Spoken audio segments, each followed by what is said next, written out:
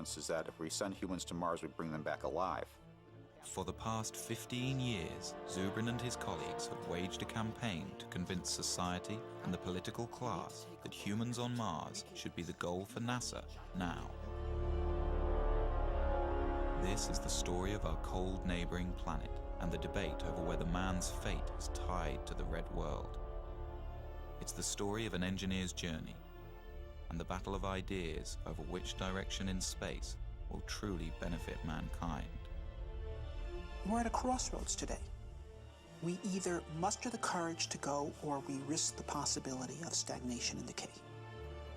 The victor in this debate could determine the fate of mankind. Will we become a spacefaring species? Will we live on more than one planet?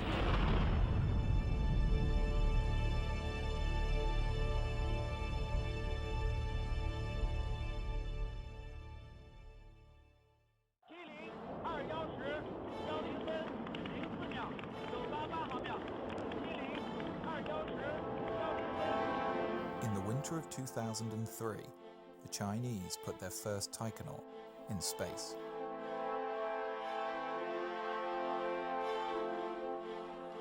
The Chinese Space Administration plans to begin a manned program of moon exploration by 2017.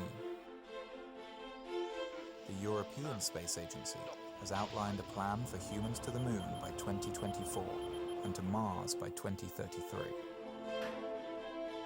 And the Russians, building on years of experience, are conducting tests for long-duration Mars missions.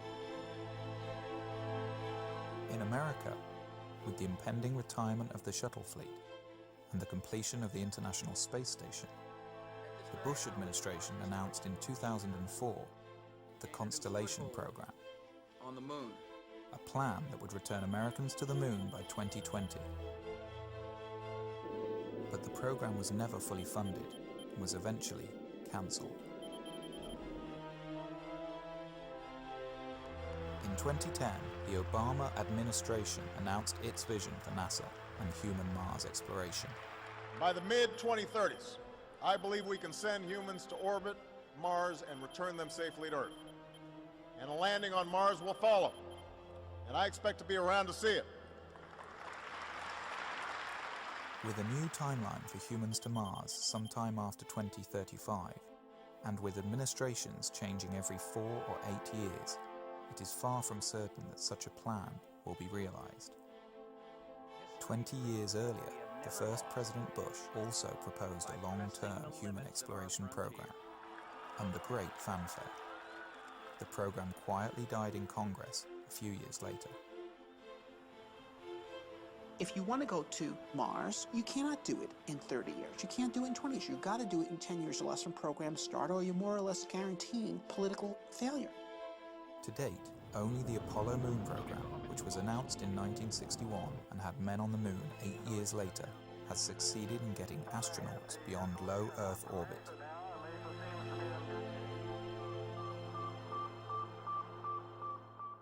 I was 5 when Sputnik flew.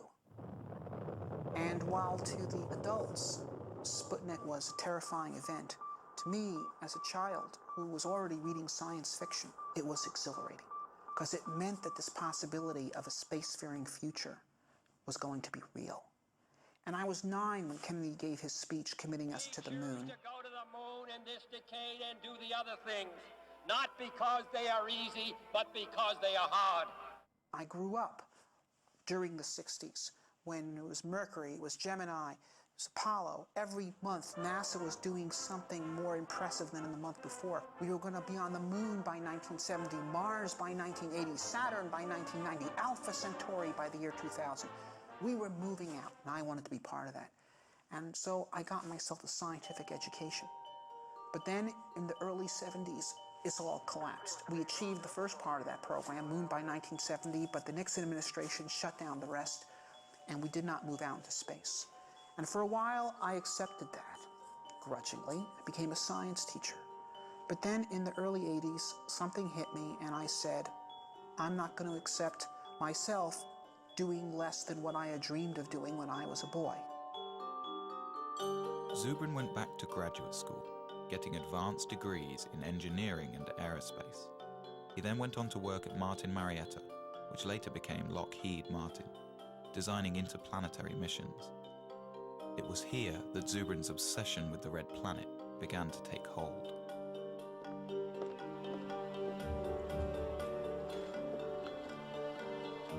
While at Martin in the 1990s, Zubrin and his colleagues developed a plan for sending humans to Mars that changed NASA's thinking on the issue. But the plan has languished on the drawing boards ever since. Now, as president of the Mars Society, Zubrin is at center stage in the debate over the future of manned spaceflight. Known as a smart, visionary scientist, he has authored several books on exploring space and is the self-appointed spokesman for the possibility of colonizing Mars. Mars is where the future is. Mars is the closest planet to the Earth that has on it all the resources needed to support life and therefore technological civilization. It has water, it has carbon, it has nitrogen, it has a 24-hour day, it has a complex geological history that has created mineral ore, it has sources of geothermal energy. Mars is a place we can settle. One reason for such optimism over a frozen world like Mars is evidence that 2 billion years ago, Mars was a much warmer and wetter place. We think that at one time in the ancient past, Mars was very similar to the condition of early Earth. This Martian warm age lasted for over 1 billion years and could have been a suitable environment for the development of life. If we go to Mars and find evidence of a second Genesis on Mars, I think we can conclude that the universe is full of life. We can probably conclude that on some planets that life evolves to more complex forms, and I think we'd be reasonable to conclude that intelligence could also emerge on some planets as well. It really does answer the question, are we alone? And that to me is a question that transcends science. It's a philosophical, societal, as well as scientific question. To me, that's the big prize. That's why Mars is interesting. That's why human exploration makes sense. Space programs are often criticized for the huge sums of money they require. Although the American space program is less than 1% of the federal budget, a human mission to Mars may have to wait for better times. There are those who say that we have many problems to deal with here on Earth, and we need to postpone ventures such as the human exploration on Mars until these problems are solved. Well, there were many problems in Spain in 1492, and there still are. There are problems that need to be dealt with here on Earth, and should be dealt with. But we also have to think of the future. We also have to think about opening up new volumes in human history.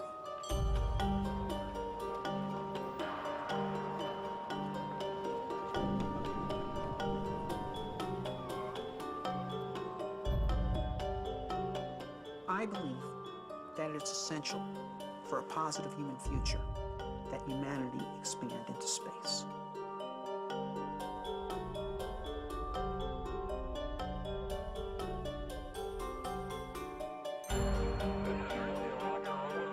The greatest value that we got out of Apollo was the creation of intellectual capital through the inspiring of millions to go into science and engineering to be part of the great adventure of human expansion into space. There's a phrase that happened with the Apollo program, which was, if we can go to the moon, we can.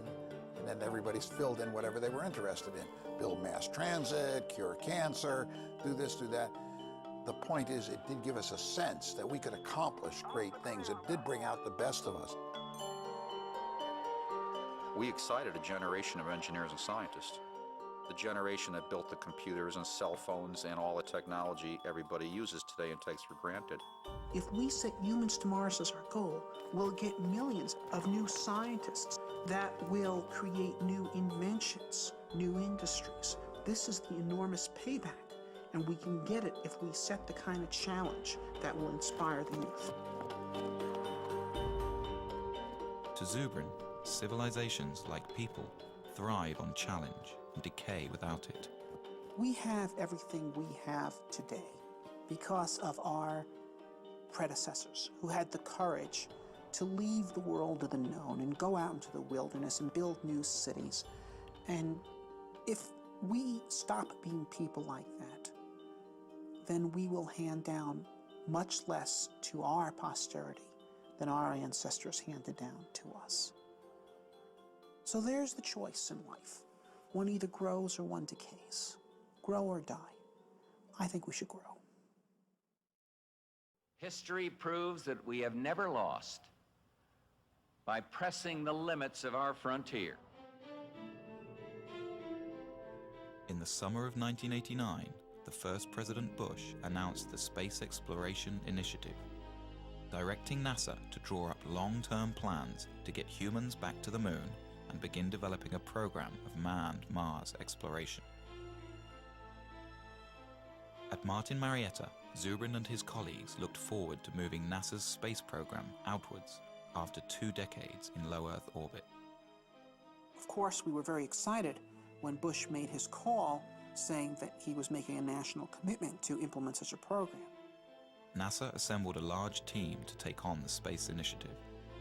In 90 days, the team developed a 30-year plan that required an enormous buildup of space infrastructure. What the NASA bureaucracy decided to do was basically design the most complex mission they possibly could in order to make sure that everyone's pet technology would remain mission critical, which is the exact opposite of the correct way to do engineering. First, NASA would triple the size of the planned space station and add enormous hangars, as well as free-floating fuel depots, checkout docks, and crew stations.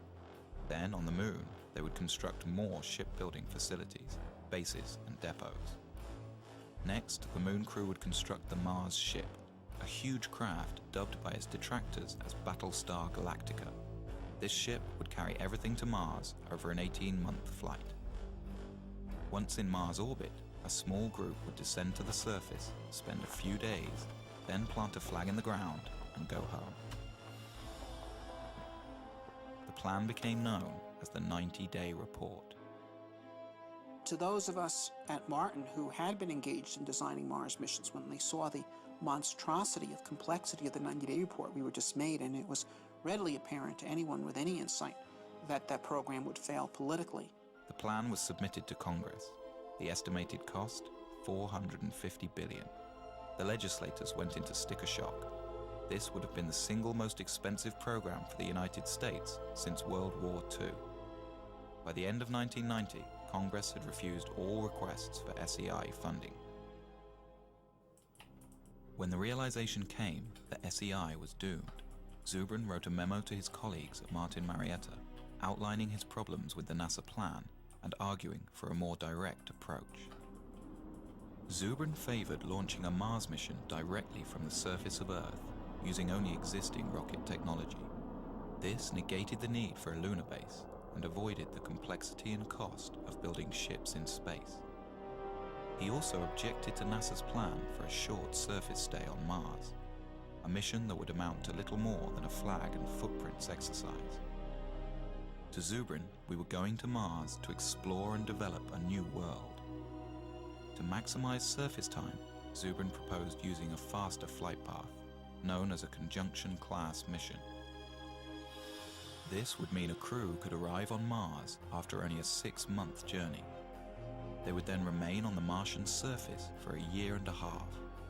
This would give the team time to explore a wide area and conduct detailed research about the planet. Then, as the Earth return window opens, the crew would launch from Mars for the 6-month trip home. Zubrin was convinced that a simplified, more robust and cost-effective mission could be designed using these principles. Along with several like-minded colleagues, Zubrin decided to ask management at Martin to allow them to design alternative Mars missions. The management approved that, and we formed a team that was known as the Scenario Development Team of just 12 people from the whole very large Martin company. One team member, whose thinking was closely aligned with Zubrin's, was David Baker. I went off to my office and said, all right, how would I do a Mars mission if I had to pay for it and I had to go on the ride? And I said, well, it's going to be simple. There's going to be no on-orbit assembly. I really tried to take everything out of the mission that didn't absolutely need to be there. While the rest of the team focused on longer-term, more traditional mission plans that required on-orbit assembly, Zubrin and Baker decided to collaborate on a mission that could be done near-term. We decided to do Mars the way Lewis and Clark did America. Okay? Use local resources, travel light, live off the land. Zubrin and Baker were convinced that a Mars mission could be launched directly from the ground. The other team members felt this was impossible, that the weight of the rocket fuel required for a round trip to Mars was so enormous it would render the launch ship impossibly heavy. To solve this problem, Zubrin was exploring a radical idea that had been kicked around the aerospace industry since the 1970s. The idea was to produce a methane-oxygen rocket fuel directly from the Martian atmosphere. It was a relatively simple and robust chemical engineering procedure that was done commonly in the 1800s, the era of the gaslight. If the idea worked, astronauts could land a relatively light ship with empty tanks. They wouldn't have to ship all the fuel with them for their return trip. This would radically lower their size and weight. The only problem was methane-oxygen fuel requires a hydrogen component. Hydrogen exists on Mars in the form of H2O, but water may be difficult or impossible to extract from the Martian environment. Really, the hydrogen was only 5% of the total weight of the methane-oxygen propellant being manufactured. So if you just say, okay, we won't be pure, we won't get all of the propellant from Mars, we'll just get 95% of the propellant from Mars. The other 5%, the hydrogen, we'll just bring from Earth. Another fundamental resource that could be extracted from the Martian environment is oxygen. A second processing unit could separate oxygen molecules from the thin carbon dioxide atmosphere, providing breathable air for a Mars crew. If used intelligently, the same resources that make Mars interesting are precisely what could make it attainable. Baker and Zubrin had greatly reduced their mission mass, but they still found their ship was too heavy and would require 2 launches and assembly in space. Then Zubrin hit on an idea. Well, one of the key events of the Mars Direct development was one morning Bob burst in my office and said, I've got it. The idea that I finally hit on in 1989 was that we would split the mission up into 2 parts, and we'd send the return vehicle out first with its own return propellant plant.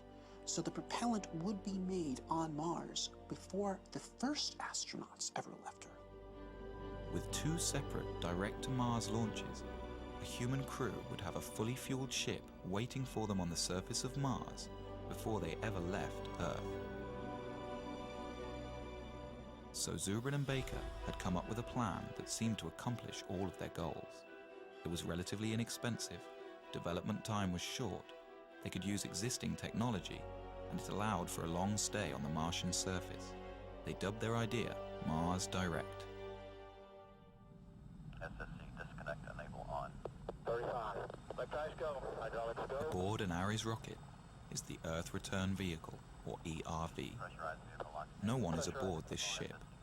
It will pave the way for the astronauts who, years later, will use the ERV to return to Earth. 1. Liftoff.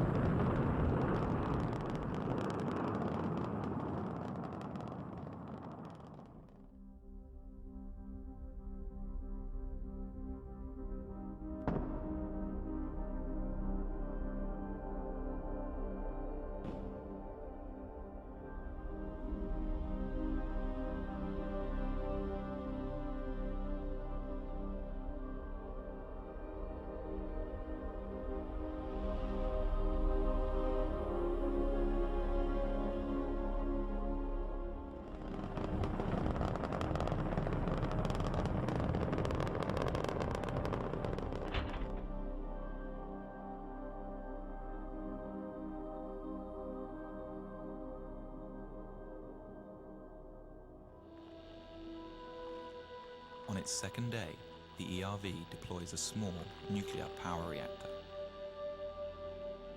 The reactor powers a chemical plant inside the ERV. The plant will produce the methane-oxygen rocket fuel for the launch home.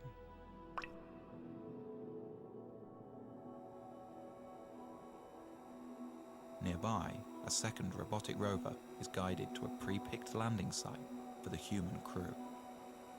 It places a radar transponder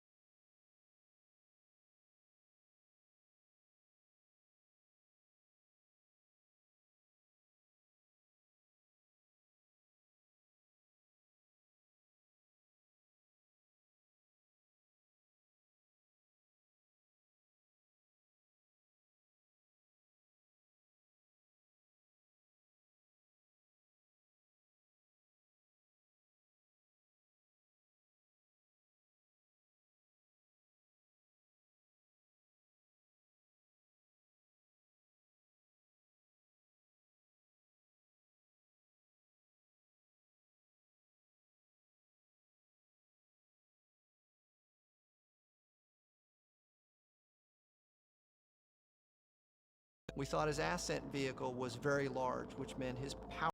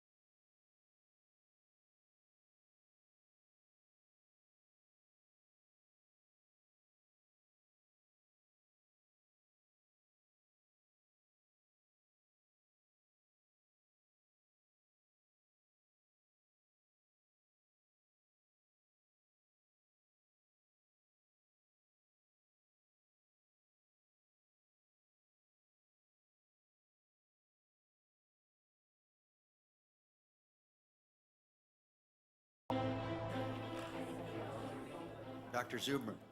Why is NASA stuck in low Earth orbit?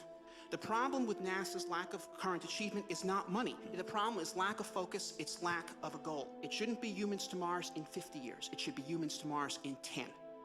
We can do this. We do not need gigantic nuclear electric spaceships to send people to Mars. That is pork, it's nonsense. The primary question I get from the American people is, why aren't we doing this? There's a big sense of disappointment, almost verging on a sense of betrayal. The purpose of spaceships is to actually travel across space and go to new worlds, not to hang out in space and observe the health effects from doing so. Dr. Zubrin, in your testimony, you were very passionate on it, but you also were mad. You're mad we haven't done this, or that this vision has been stolen from a generation? I guess you could say that. It's like Columbus coming back from the New World and Ferdinand and Isabella saying, so what, forget it, burn the ships. Okay, that's what has happened in this country.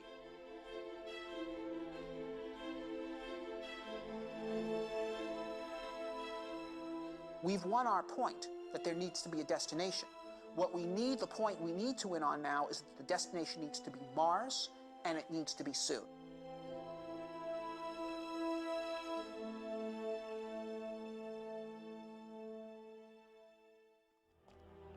The movement to send humans to Mars in the near term began at the University of Colorado in 1978. A graduate student in astrogeophysics named Chris McKay gave a small seminar on the possibility of introducing life to Mars. I got interested in Mars in graduate school. I entered graduate school the same year that Viking landed on Mars and sent back these images, and it sent back data that showed all the elements needed for life are here on this planet, and yet there's no life here. I thought, well, that's odd. It's sort of the lights are on and nobody's home. And I thought, well, that's curious. So some of my other grad students and I, we sort of got together to talk about, well, if there's no life on Mars now, could we put life there? And that evolved also into the question, well, maybe there was life in the past, and so we could find fossils, evidence of it. Well, how would you do that? Well, you do that by sending people there. Together with fellow graduate students, the group decided to put together a small conference to discuss the matter of human Mars exploration. We basically just started a forum. We invited everybody from all the NASA centers and from all the universities that were involved in it, and they all came. And it really was, in retrospect, I realized a very important step toward building a consensus for human exploration of Mars. In 1996, I published my first book, The Case for Mars, and the response was phenomenal. I got 4,000 letters from all over the world.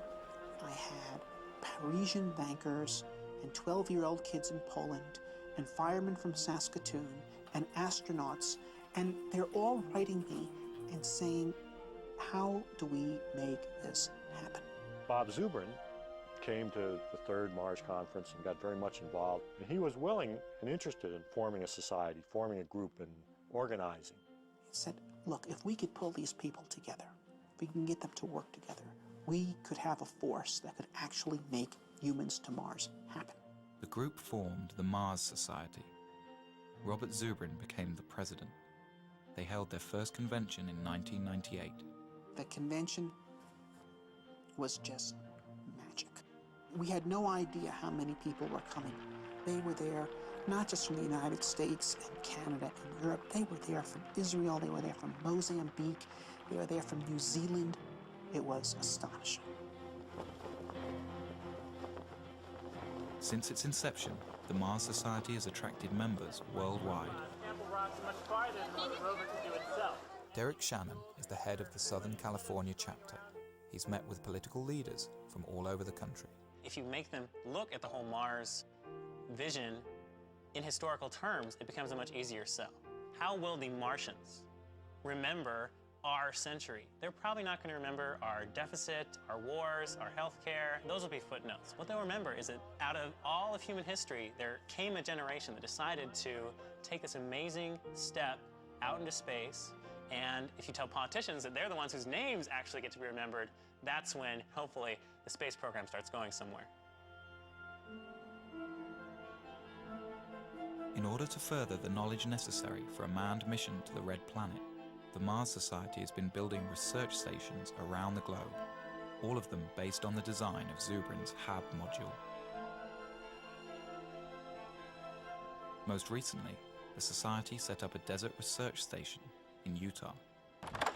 Here, international researchers and aerospace students come to do experiments under the harsh desert conditions and learn what's necessary to keep a Mars crew alive and productive. Basically, what we're doing here is undergoing analog studies. Crews of up to 6 people at a time come together to live in a full simulation environment for up to 14 days. So what that means is every time we go outside the HAB, people have to don spacesuits. They have to depressurize. When we go outside, they're called extravehicular activities. They can only be of a certain duration due to the air supply. We have to recycle all our water and basically have our own food as well.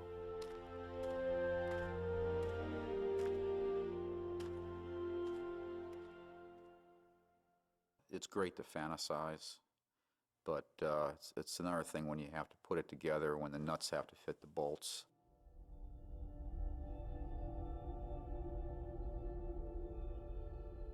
Like the Apollo missions to the Moon, sending human beings to Mars will mean putting people in harm's way.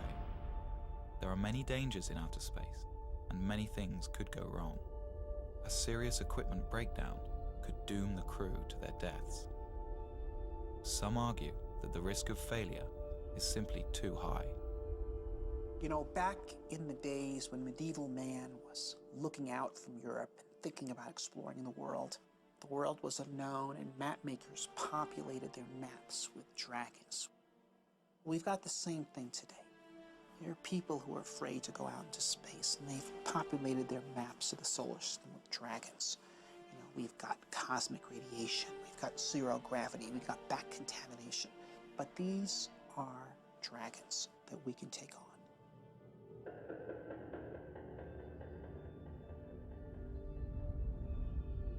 There are two kinds of radiation astronauts must contend with in outer space: solar flares and cosmic rays.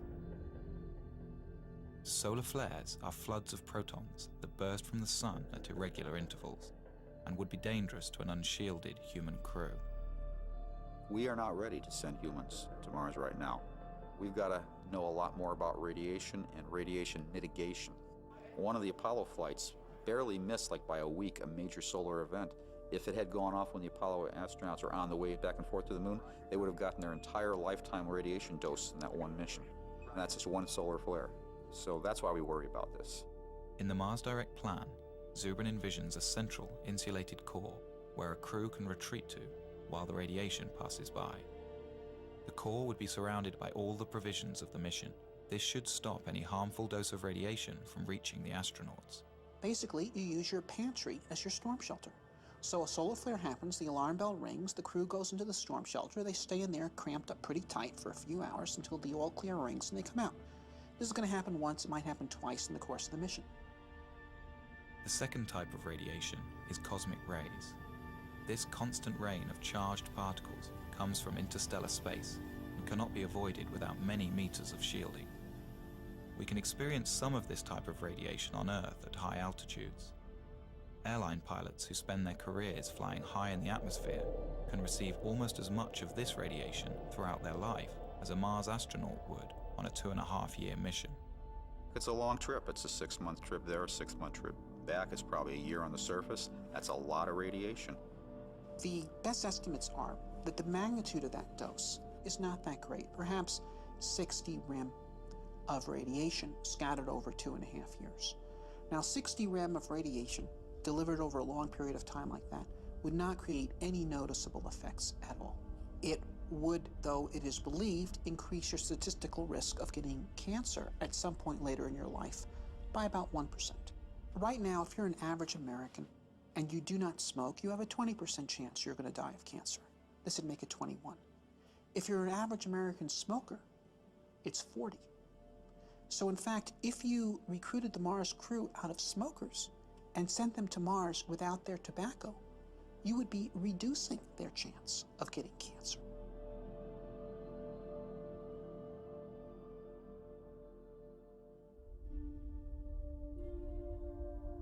With the immense distance from Earth, never before experienced by a human being, with the constant dangers of outer space surrounding their small, life-sustaining craft, and with nowhere else to go, the psychological impact on a crew could be severe.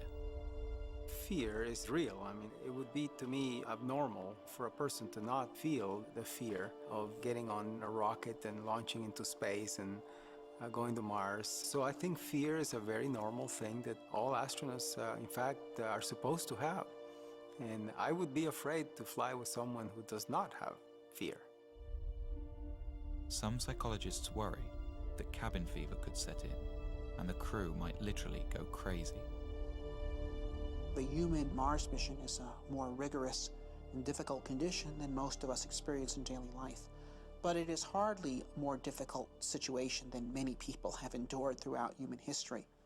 We could compare the Mars crew to the crew of 19th century or prior sailing vessels, many of whom were away from home for 3 years or more than 3 years, under conditions in which they're eating extremely bad food, without any medical knowledge to support their health, commanded by brutal officers. In every respect, the crew of a human Mars mission, with the full support of mission support and the whole world cheering for them and great rewards awaiting for them in life upon their return, is in a vastly superior condition. The Mars Direct crew will spend most of their time inside the 2-story HAB, carefully designed to promote psychological well-being despite the confinement. The space where I think everybody would spend the most time, just like a lot of homes on Earth, would be the galley wardroom area. There would be chairs, a table, and some kind of large screen for entertainment. You would have individual staterooms about 4 or 5 feet wide. The ability for them to communicate with loved ones, with colleagues on Earth, I think will be almost unlimited. A Mars crew will need to be carefully chosen and thoroughly tested to ensure their ability to handle the extreme isolation. Wow, what a place. What a view, isn't it, John? It's absolutely unreal. John Young, who went to the moon, used to say that he could cover the Earth by just lifting his thumb up to it. And he says that when you go to Mars, you are going to redefine the concept of loneliness. And so it is very important that the crew be well balanced and well chosen so that they can support each other. Whoever gets picked to go, they will have to learn to live together for 2.5 years.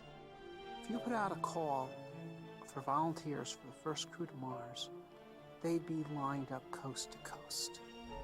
Most people recognize what's left after you go is the good you left behind. And to take part in an adventure of this character, of such a historic character, of extending the reach of the human species, this is something of immortal significance.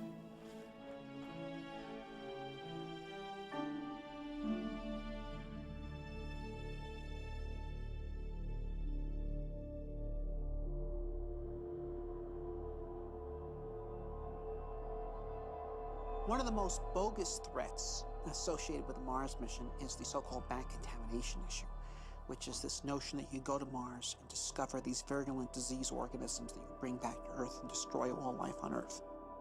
If we discover life on Mars, one fear is that our Earth biology will have no defense against possible Martian pathogens. Some argue that missions to Mars cannot be risked until we can prove Mars is free from harmful contaminants. This is completely nonsensical. There's natural transfer of material from Mars to Earth all the time. We get around 500 kilograms of unsterilized Martian rocks landing on Earth every year, and they have been doing so for the past 3-4 billion years. And so if there were Martian organisms that could contaminate the Earth, they've already done so.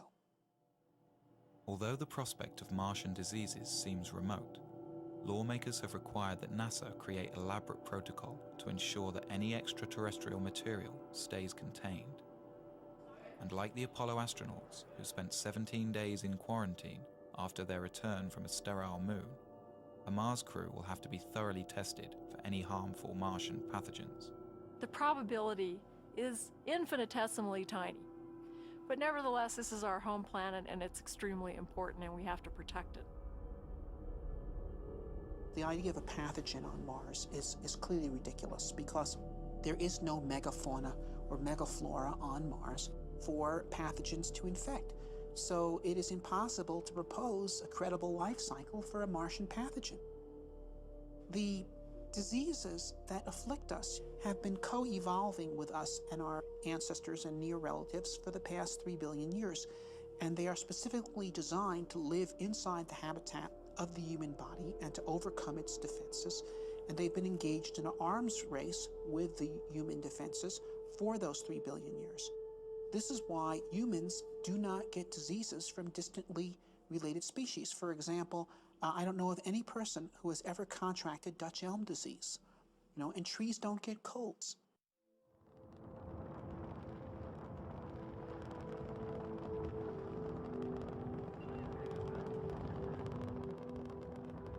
When the first Mars lander touches down, the crew will be staring out at a new world, a place that in 4 billion years, no eyes have ever seen.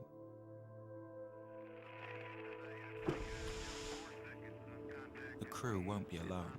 Millions of television viewers back home will be watching as the first man or woman places their footprint into the rust-colored soil.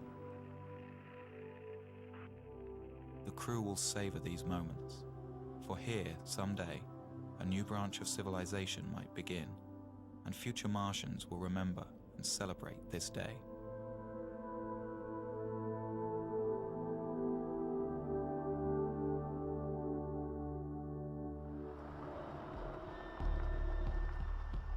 There is much for the crew to do and explore. One of their main mission objectives will be to search for signs of microscopic life. To do this, they will follow the ancient water flows. For on Earth, where there is water, there is life.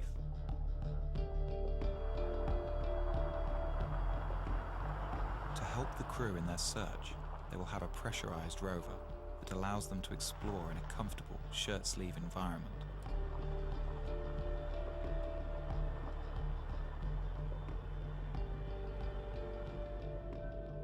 This means the crew can examine a vast area around the landing site during their 18-month stay. And there is much to explore. Mars has 58 different kinds of topography and a surface area equivalent to all the continents of Earth combined.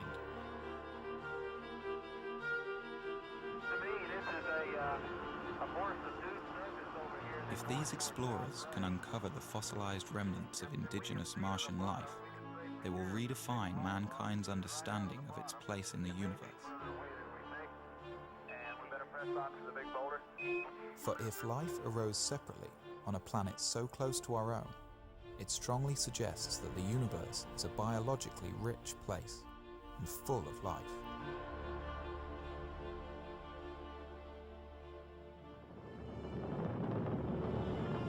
For some, the ultimate question of Mars, though, is will there be human settlements on the planet? Will Mars become a new branch of human civilization?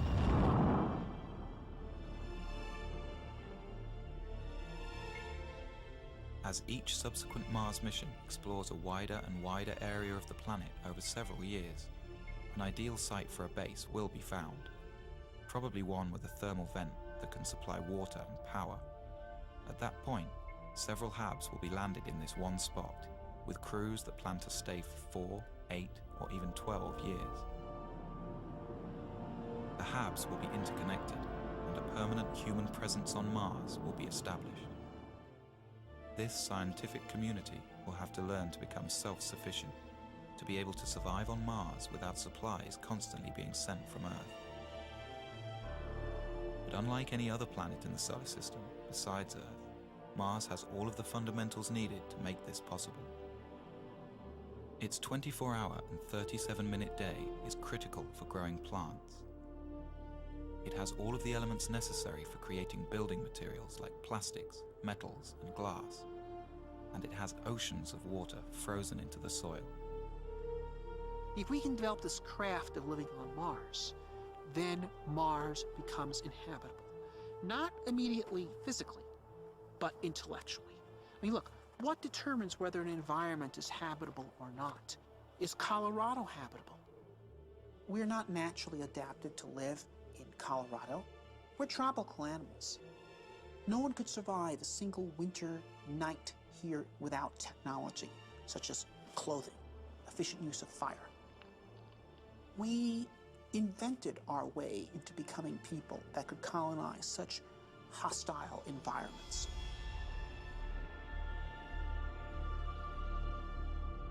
Eventually, with a lot of ingenuity and invention, the scientists will learn to live off the land. They will grow crops in the iron-rich but potassium-poor soil. And they will produce oxygen and energy from the water and atmosphere.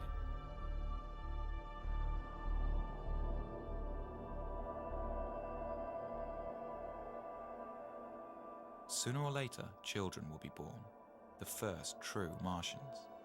They will grow up to see Mars as their home. Desolate.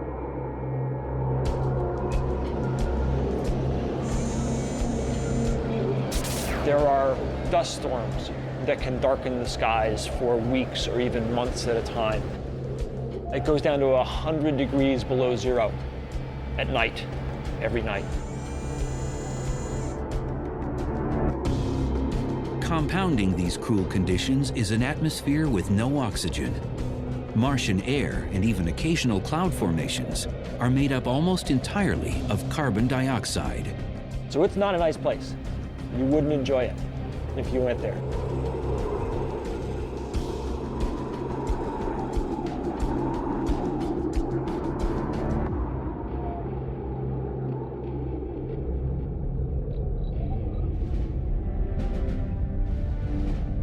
Mars is small relative to the Earth, only about half the size of our planet. And its distance from us is never less than 34 million miles. It appears as nothing more than a tiny red orb in our night sky. Even so, Mars has captivated humankind for centuries.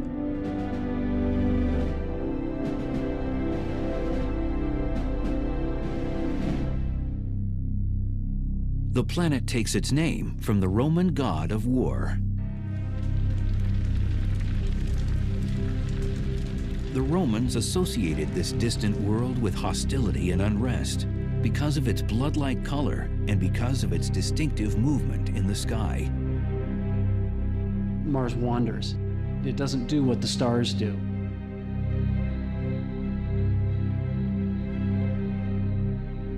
The red planet occasionally appears to be moving backward across the sky, a behavior that confounded observers for centuries.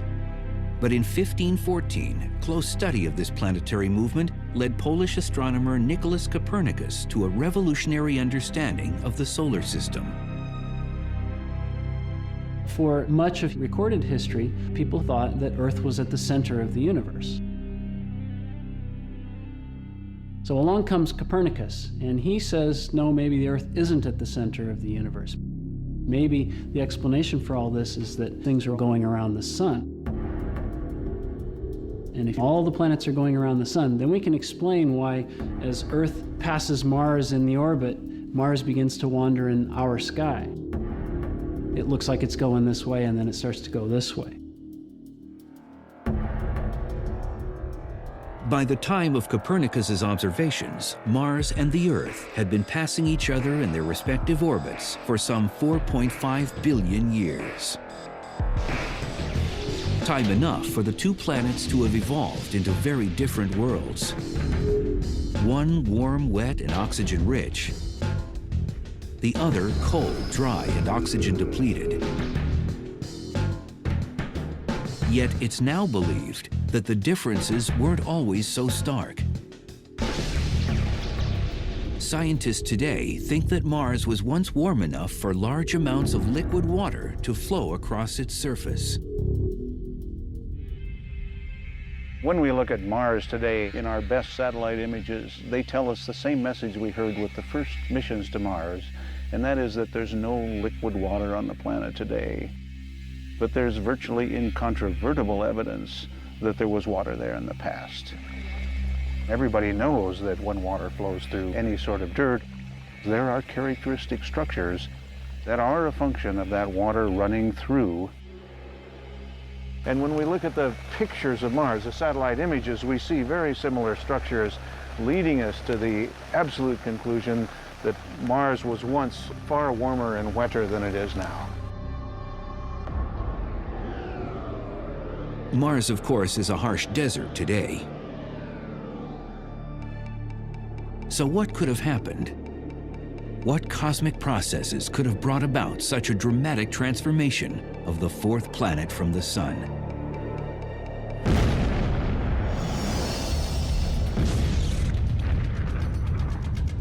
The story begins with the origin of the solar system. Somewhere in the range of 4.5 billion years ago, our solar system sprang from a supernova, a stellar explosion emitting a swirling mass of molecular particles and gases. This swirling mass, or nebula, began to cool, and as it did, it condensed and separated into rings of particles. These particles began to accrete, or gradually clump together to form planets. The accretion process creates heat, and heavier particles sink to the center of the accumulating mass. So Mars eventually formed a molten iron core.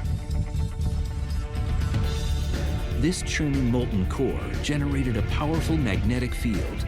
The field projected outward, surrounding Mars like a protective shield, blocking harmful emissions from the Sun.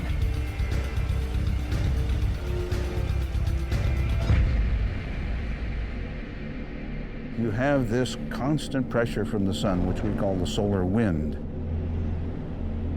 The solar wind is made of protons, electrons, cosmic rays, all of these kinds of charged particles that could ionize the atmosphere, as we call sputter it away.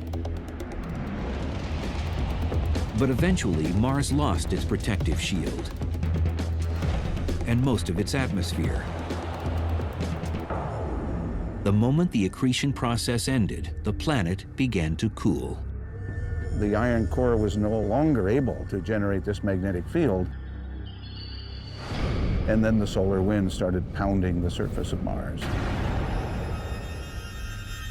That's a scenario that a lot of people believe.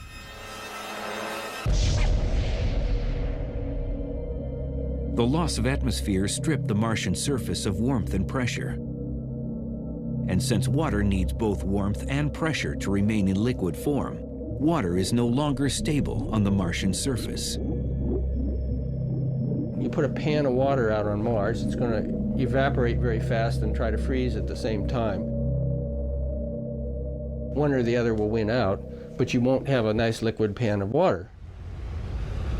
That's not to say, however, that there is no water on the planet at all. While liquid water is no longer stable on Mars, frozen water, ice, is a different story. And evidence suggests that still today, tons of water ice might lie just below the Martian polar caps. Locked within that ice might just be the holy grail of space exploration.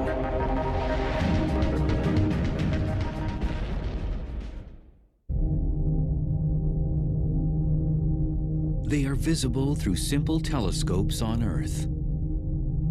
And they are unquestionably the first planetary features noticeable during an approach to Mars through space.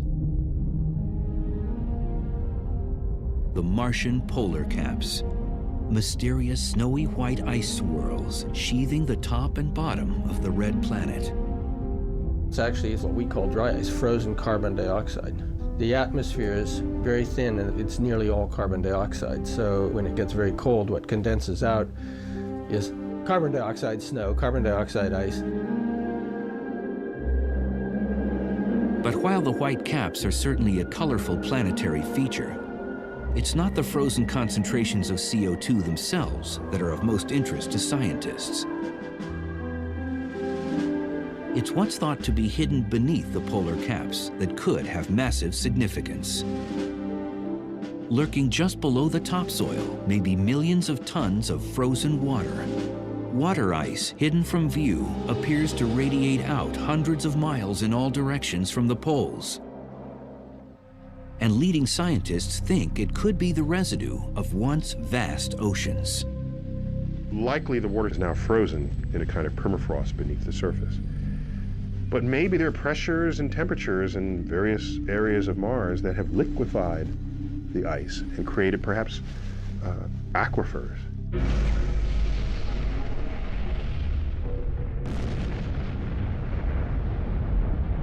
We can see craters, an impact has happened. Asteroid has hit Mars, blown out a lot of stuff. It doesn't blow out dry powder like on the moon and make rays and rubble. It throws out kind of a muddy slurry of stuff. So the conclusion is that you're actually impacting into ice like northern Canada, permafrost layers, tundra kind of stuff. Orbiting spacecraft have picked up strong indicators for the existence of water ice at the Martian poles. Remote measurements of soil composition have detected high levels of hydrogen. Water, of course, is 1 part oxygen and 2 parts hydrogen, so the possibility of ice hiding below the surface in those areas is overwhelming. But while strong evidence of ice at the Martian poles may be relatively new, speculation that water existed there became common more than a century ago. And its implication that intelligent life could also exist on the red planet elicited widespread anxiety on Earth for much of the first half of the 20th century. Astronomers pointed the first telescopes toward Mars in 1610.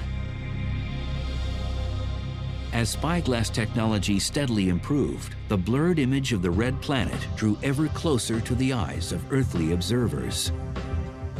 By 1877, telescopes could enlarge the image of the distant planet so that it appeared roughly the size of a dime held at arm's length. Certainly not impressive by modern standards, but it was enough for the director of the Milan Observatory, Giovanni Schiaparelli, to attempt to sketch the Martian surface and name its geological features. Schiaparelli peered at the hazy, shifting visage night after night for months. And he sees what he thinks are crisscross lines on the surface of Mars. Turns out later, what he saw isn't exactly what's up there, but still, through his crude telescope, that's what he could see. The respected Italian astronomer sketched these lines and gave them a name.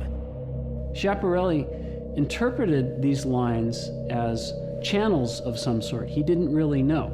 Well, the Italian word that he applied to them was canali. That word, translated to English, should have been translated as channels, but instead it got mistranslated as canals. Since straight lines do not normally appear in nature, Schiaparelli's sketches gave birth to the idea that some form of intelligent life must exist on Mars. It was an arresting notion, widely debated among astronomers of the day. Later, in 1894, a wealthy Bostonian named Percival Lowell was so intrigued by this possibility that he paid to have a large telescope constructed on a mountainside in Flagstaff, Arizona. He spent the next 2 decades observing, sketching, and speculating about the red planet. He convinced himself that he was seeing networks of straight lines on Mars, which he thought were canals. What was the big news of the day? The Panama Canal. That's what great planetary civilizations do. They build canals.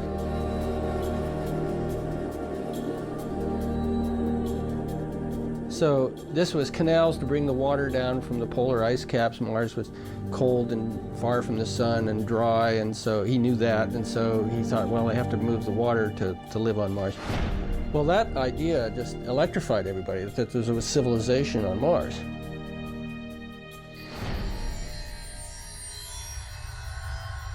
Against this backdrop, on Halloween night 1938, a young actor named Orson Welles broadcasted a dramatization of War of the Worlds, a novella by British author H.G. Wells, in which sinister Martians land on Earth and wreak havoc. We now return you to Carl Phillips at Grover's Mill. Ladies and gentlemen, here I am. Wait a minute, something's happening.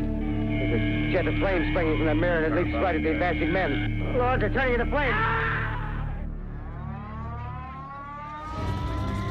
Thousands of citizens believed the invasion was real. We are deeply shocked and deeply regretful. The misunderstanding was short-lived, but even so, the broadcast only served to fuel public speculation about potential intelligent life on Mars.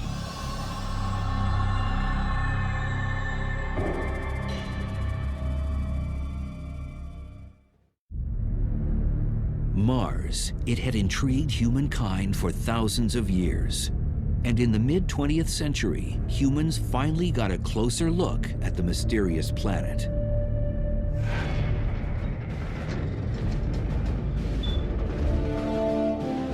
In 1964, the National Aeronautics and Space Administration, NASA, launched a small exploration spacecraft toward the Red Planet.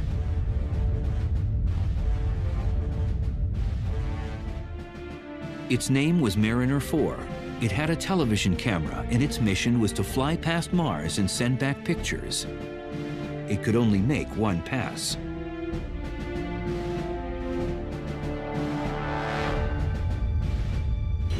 Scientists were filled with anxious excitement at the prospect of what they might see. Is it going to see cities? Is it going to see canals? Is it going to see forests? Well, what it saw was craters. It sent back pictures which just were very fuzzy and showed craters like on the moon.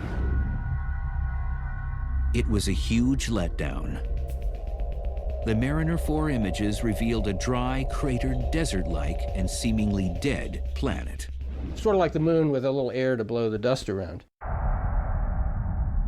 But the enthusiasm for exploring Mars was only tempered. And 6 years later, in 1971, NASA sent another spacecraft to the Red Planet, Mariner 9. But this time, rather than just making a single pass by Mars, Mariner 9 was engineered to orbit the planet for weeks and do a complete mapping. The effort paid off.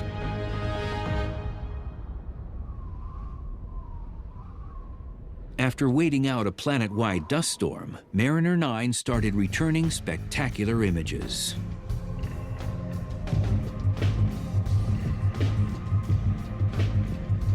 It discovered the Tharsis Bulge, the sort of potbelly of the planet near the equator. The bulge is a result of concentrated and massive volcanic activity. The dominant feature of the Tharsis Bulge is the monster volcano Olympus Mons.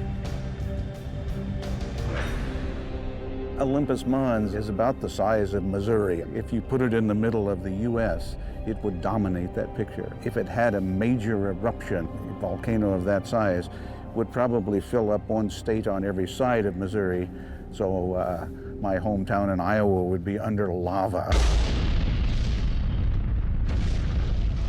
Interestingly, it's composed of, we think, 3 separate volcanoes, or at least it's erupted in 3 different ways. If you fly over the top, you see 3 separate calderas. So it isn't just 3 times larger. This is a monster geological event.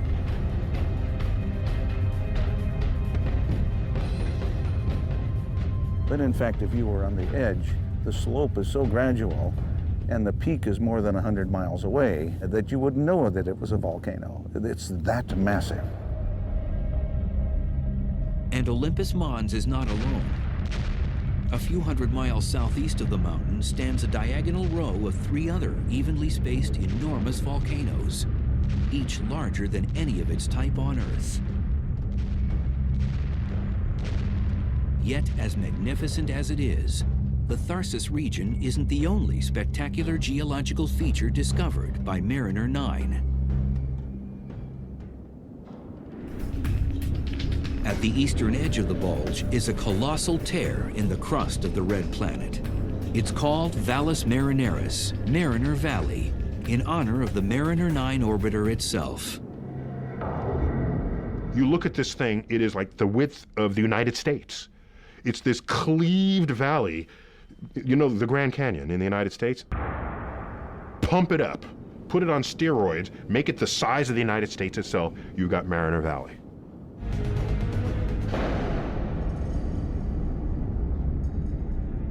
The geological mechanism that caused this immense rupture in the Martian surface is yet a mystery. Scientists can only speculate. One mechanism which I like is that there's a place called the Tharsis Bulge not far away, in which so much lava and other things have accumulated that it's felt it could put a giant torque on the surface of Mars and pull this apart like a zipper.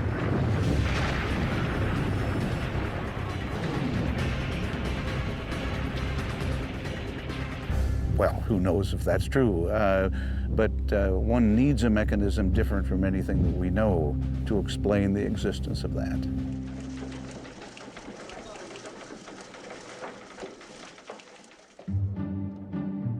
With the stunning success of Mariner 9, the next logical step for NASA was to land a spacecraft on the actual surface of Mars.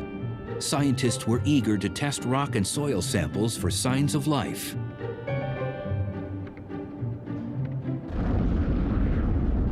In 1976, the Viking mission reached the planet to do just that. It had both an orbiter and a landing component, equipped with robotic test instruments.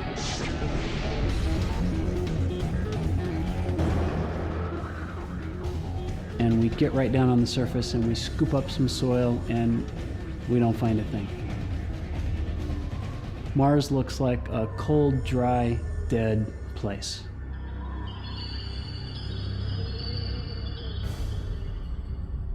But while the Viking lander toiled away on the ground, failing to make headlines, high above the Martian surface, the Viking orbiter managed to capture a mystifying image. While flying over a region of Mars called Cydonia, the orbiter snapped an image of a land formation under cross-lighting. Startlingly, the formation resembled a human face. As a joke, NASA scientists showed the photo to the press, remarking about the face they'd found on Mars. Under more even lighting conditions, of course, the Martian terrain feature does not look like a face at all, just a jumble of hills. But in certain circles, the story of the face on Mars and its NASA cover-up persisted for several years.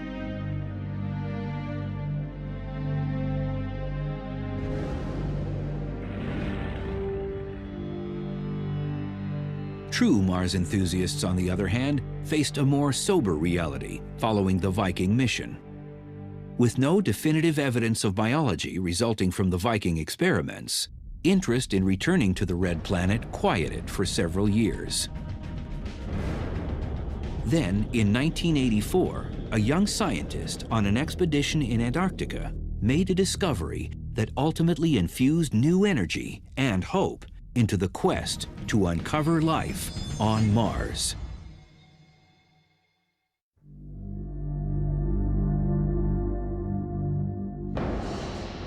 In December 1984, NASA geologists on a meteorite gathering expedition in Antarctica found an odd specimen.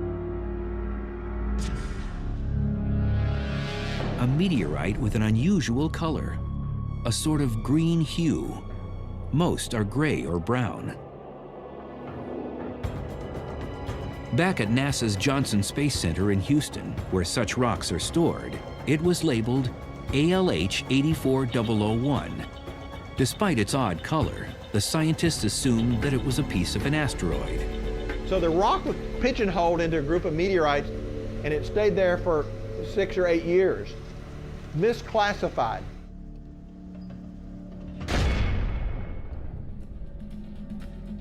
Then, in the early 1990s, an analyst researching asteroids placed a piece of ALH 84001 under an electron microscope. He soon realized he was not looking at a normal meteorite. He was looking at a piece of Mars. The rock had characteristics that matched another Martian meteorite found in 1979.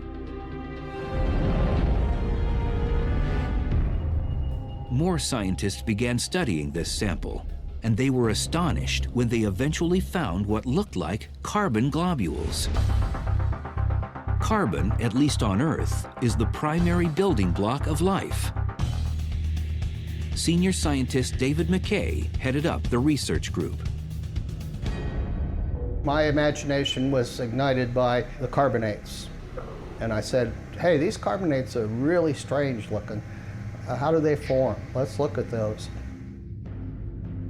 Closer scrutiny of the rock sample brought even more startling discoveries. The kind of chemistry that went on in those globules is associated with life on Earth. At least one scanning electron microscope image revealed a structure that looked suspiciously organic, almost like a worm. Could it be a trace of primitive Martian biology? I think that worm is biologic. Whether it's a complete fossil of bacterium is problematical. It could be a part of a bacterium. It could be a section of one, but it's biologic in my view.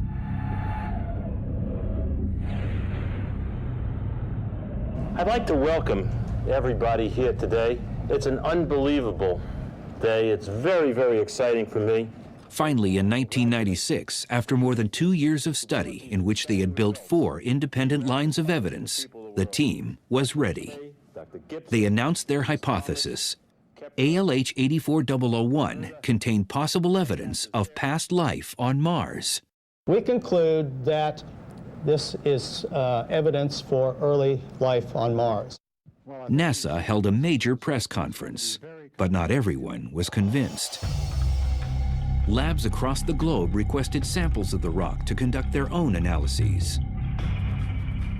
In the end, after months of, at times, acrimonious debate, the consensus was that there was no consensus.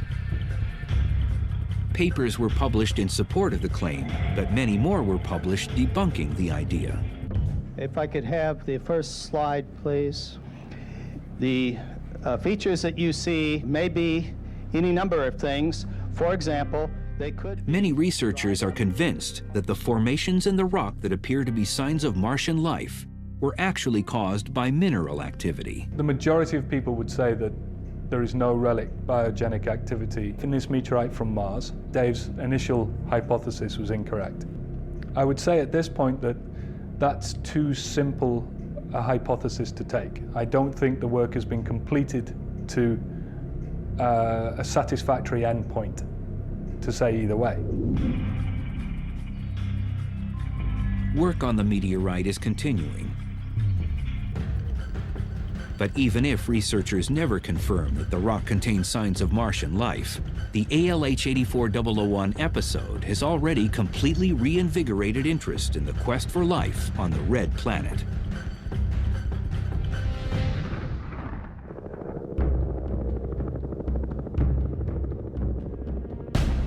Ironically, the new push to find life on Mars has often led scientists yet again to the continent of Antarctica.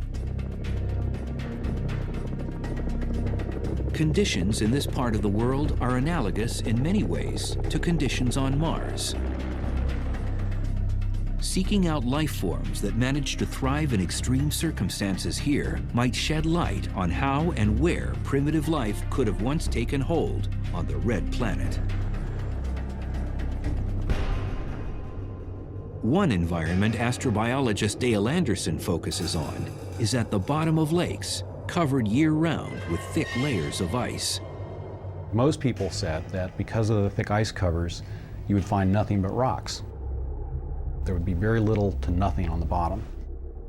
The ice layer sealing off many of these lakes is up to 15 feet thick, But rather than trying to blast or drill through it and disturbing the ecosystem below, Anderson and team have found a much less damaging approach. They let a massive coil of copper tubing make an opening. Then you just pass a hot liquid through it, throw it out on the ice, and let it melt its way down. It takes about 24 hours, it melts through the ice, then we've got this very nice clean hole to dive through. Divers enter the water wearing full-body dry suits. And what they find at the bottom of nearly every Antarctica lake bed is a testament to the stubborn tenacity of life. Mats of microbial organisms are thriving in frigid environments that receive virtually no sunlight. Most people thought that if you had less than about 1% of the surface light, you wouldn't have any photosynthesis taking place down on the bottom. They wouldn't be able to use enough light to live. It's turned out that they can photosynthesize with light levels down to 1/10 of 1%. For Anderson and his team, the pristine mats are truly a window to the past. There are no higher organisms, no fish, no insects, no animals creeping through it. So these microbial communities have the opportunity to grow by themselves without interference from other animals or plants. And that gives them the opportunity to grow in very special ways.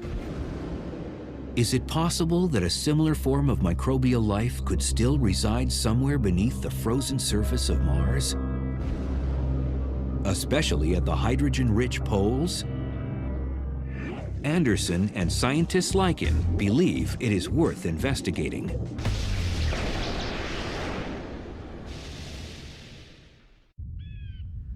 T-minus 10, 9, 8, 7, 6, 5, 4, 3, 2, engine ignition, and liftoff of the Delta II rocket with the Mars Exploration Rover.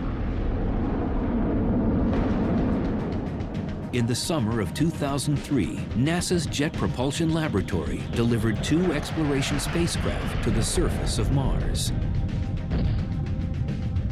Missions to the Red Planet are only feasible once every 2 years during a specific short window of time. The launch must be timed so that the spacecraft and Mars arrive at a specific point in the planet's orbit at the same time. The journey across the 34 million mile distance can take up to 7 months, and the trajectory must be perfect. The accuracy required to go from Earth to Mars and to hit the spot you want to be at on Mars is equivalent to shooting a basketball from Los Angeles to New York and have it go through without hitting the rim, nothing but net. All systems are go for entry, descent, and landing. We are currently 6 minutes from landing at the Gusev crater in the southern hemisphere of Mars. Current velocity 1,356 miles per hour. Expected parachute deploy in 5 seconds. Parachute lift detected.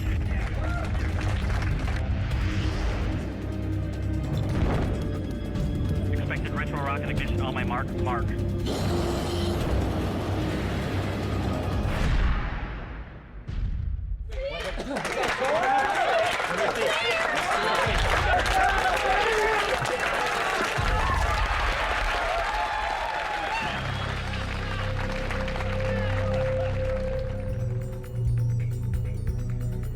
The spacecraft were actually rovers, robotic vehicles capable of traveling across the Martian surface and poking around. The rovers are robot geologists. Their job is to be our eyes, our feet, our hands on the Martian surface. We experience Mars through them. They can reach out and they can touch rocks. There's this device called the RAT, R-A-T, the rock abrasion tool, which is a diamond tip grinding tool that we can use to grind into the interior of a rock, and so we can actually get a window inside the rock. They have sensors on the end of that arm, like there's a microscope for telling us in detail what they look like. So we've got a whole bunch of tools similar to what a geologist would want if they were actually physically there on the scene. The rovers were named Spirit and Opportunity, and they are still exploring regions of Mars today at locations on the planet hundreds of miles from each other. Spirit landed in an area dubbed Gusev Crater. The crater is believed to be a dried-up lake bed, so if the water it once held contained biology, Spirit might uncover signs of it. Opportunity touched down in a region called Meridiani Planum. The area is intriguing because it contains an ancient layer of hematite, an iron oxide that on Earth usually forms in a spot that held liquid water. So far, neither rover has found signs of life. But both Spirit and Opportunity have uncovered ample proof that liquid water was once plentiful on the surface of the red planet. We've seen places where water soaked the rocks beneath the surface. We've seen places where water came to the surface and flowed over the Martian surface, creating little ripples that are still preserved in the rocks billions of years later. But neither rover is close enough to the tundra-like Martian poles to uncover actual frozen H2O. That is the primary goal of a new mission to Mars, launched in the summer of 2007. This mission is dubbed Phoenix, and its plan is to place a stationary lander in the region of the Martian North Pole. The lander has a sturdy robotic arm equipped with a scoop. Phoenix will excavate the polar soil. Dr. Peter Smith of the University of Arizona heads up the project.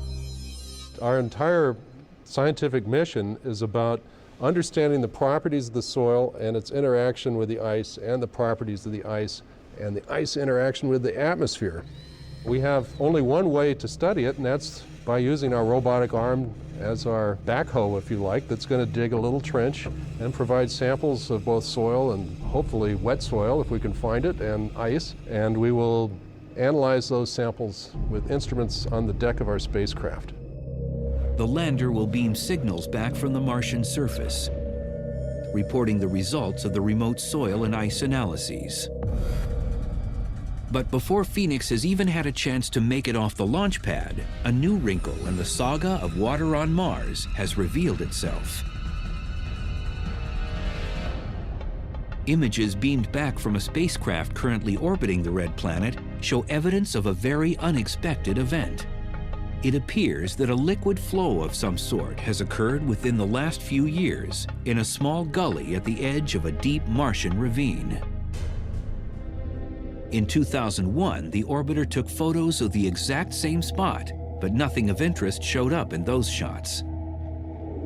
The new photos, on the other hand, showed a white residue in the gully, a residue seemingly left behind by a flow of liquid, possibly where water spurted from the ground and flowed for several hundred yards before transforming into vapor and vanishing. Scientists do not yet understand what might have caused such a flow, but many suspect that it's a result of some form of internal heat the planet must still contain. Clearly, it's a planet that's been volcanically active, and all of us are very hopeful that some places on Mars we could find hydrothermal vents, and not just because we want liquid water, but because the liquid water implies that this might be an environment that life could develop or be maintained. It is, of course, all about the search for life.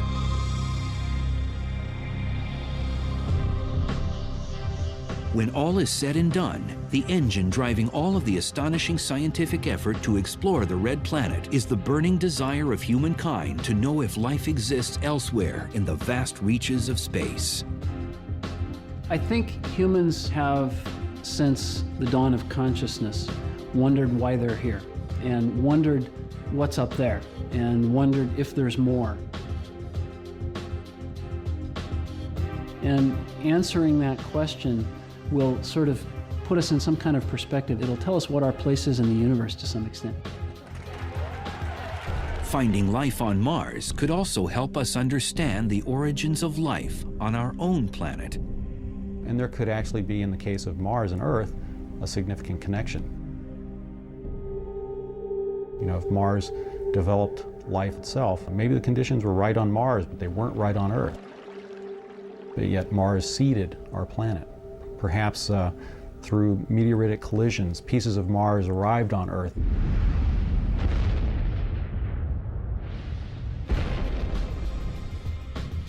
With cells of life, and that actually grew here. Maybe we could all be Martians. Or perhaps it was the reverse, you know, perhaps life originated on this planet and moved to Mars. If we find evidence for life on Mars, and we know there's life on Earth, of course, then there's probably life all over